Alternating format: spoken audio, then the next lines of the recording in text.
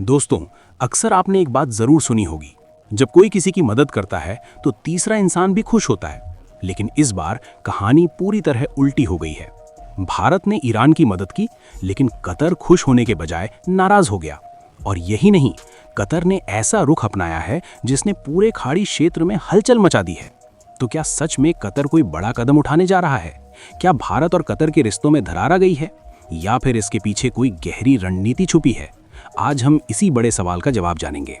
दोस्तों, middle east इस वक्त एक ऐसे दौर से गुजर रहा है जहां हर दिन नई खबर और हर खबर पहले से ज्यादा खतरनाक होती जा रही है। एक तरफ ईरान, दूसरी तरफ इजराइल और पीछे से अमेरिका। तीनों के बीच टकराव लगातार बढ़ रहा है। गैस प्लांट पर हमले, ऑयल इंफ्रास्ट्रक्चर तबाह, मिसाइल स्ट्राइक्स लगातार।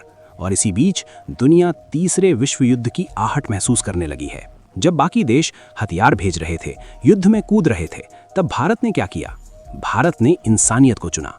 भारत ने ईरान को दवाइयां भेजी, मेडिकल सपोर्ट भेजा, लाइफ सेविंग इंजेक्शंस भेजे।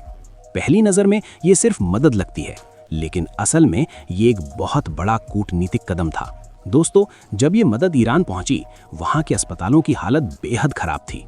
कई जगह दवाइयों की कमी, आईसीयू सुविधाएं कम, सप्लाई चेन टूट चुकी थी। रिपोर्ट्स के अनुसार 30 से 40% तक दवाइयों की कमी हो चुकी थी। ऐसे में भारत की मदद वहां के लोगों के लिए जीवन दान बन गई। ईरान के अधिकारियों ने खुलकर भारत का धन्यवाद किया। लेकिन कहानी यहीं खत्म नहीं होती। जैसे ही ये खबर कतर तक पहुंची, माहौल बदल गया। कतर खुश नहीं हुआ, बल्कि नाराज हो गया। और यहीं से इस कहानी ने नया मोड़ लिया। अब सवाल उठता है कि कतर को दिक्कत क्या है? आखिर एक इंसानियत के कदम से उसे समस्या क्यों हुई? इसके पीछे एक बड़ा कारण छुपा है। हाल ही में ईरान और कतर के बीच तनाव बढ़ा है, खासकर रास लफान गैस प्लांट पर हमले के बाद।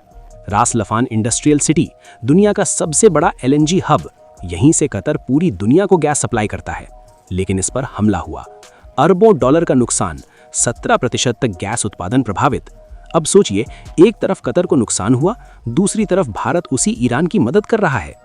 यही वजह है कतर की नाराजगी की। रिपोर्ट्स के मुताबिक कतर ने इशारों में भारत को चेतावनी दी।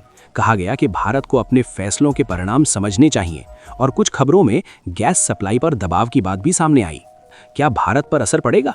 अब सबसे बड़ा सवाल, अगर कतर गैस सप्लाई रोक दे तो क्या होगा?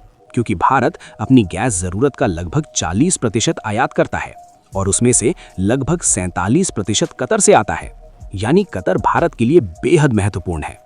लेकिन भारत तैयार है। दोस्तों, भारत अब पहले जैसा नहीं रहा।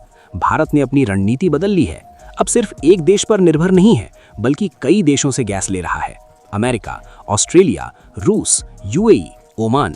यानी भारत ने मल्टी सोर्स स्ट्रैटेजी अपना ली है। मिडिल ईस्ट से 65 से 69% सप्लाई, अमेरिका से 7 से 10%, ऑस्ट्रेलिया से 10 से 15%, ओमान से 7 से 8%। यानी कतर अकेला नहीं है। और यही भारत की सबसे बड़ी ताकत है। अब सबसे दिलचस्प बात, भारत अभी तक चुप है, कोई बड़ा बयान नहीं। लेकिन ये चुप्पी कमजोरी नहीं, बल्कि एक रणनीति है। भारत हमेशा सही समय पर जवाब देता है। दोस्तों, ये सिर्फ दवाइयों की कहानी नहीं, ये कूटनीति का गेम है। भारत एक तरफ इंसानियत दिखा रहा है, दूसरी तरफ अपनी ताकत भी। बिना टकराव के, बिना युद्ध के भारत अपना प्रभाव बढ़ा रहा है। आज दुनिया देख रही है, एक तरफ युद्ध, दूसरी तरफ राजनीति और बीच में भारत, जो बैलेंस बनाकर चल रहा है। अब सवाल है, क्या ये विवाद बढ़ेगा या धीरे धीरे खत्म हो जाएगा? क्या कतर सच में कोई बड़ा कदम उठाएगा या सिर्फ दबाव बना रहा है? क्या भारत अपनी नीति बदलेगा या अपने फैसले पर कायम रहेगा? दोस्तों, ये सिर्फ एक खबर नहीं, ये बदलती दुनिया की कहानी है, जहां इंसानियत भी राजनीति बन चुकी है और हर कदम का मतलब होता है। भारत ने जो किया वो सिर्फ मदद नहीं, बल्कि एक संदेश था कि भारत अपने फैसले खुद लेता है और जरूरत पड़ने पर इंसानियत को सबसे ऊपर रखता है।